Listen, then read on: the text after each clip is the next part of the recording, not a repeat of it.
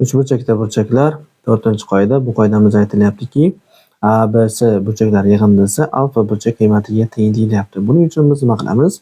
Bda kesmani davom ettirib olamiz. Bda kesmani davom ettirdik va AC bilan kesishgan nuqtasini hop E harfi bilan belgilab olamiz. Ya'ni bu nuqtamiz nima ekan? E nuqta ekan. Shunda bizda ikkita uchburchak hosil bo'ldi. Birinchisi ABE uchburchak va ikkinchisi DCE uchburchak.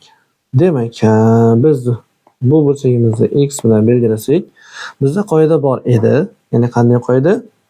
Uchburchakning bitta tashqi burchagi va unga qo'shni bo'lmagan ikkita ichki burchaklar yig'indisi o'zaro teng degan qoidamiz bor. Mana shu qoidadan foydalansak, ximiz b bilan a ning yig'indisiga teng bo'ladi. Ya'ni yozamiz. X teng a qo'shilgan b. Xo'p, keyingisi.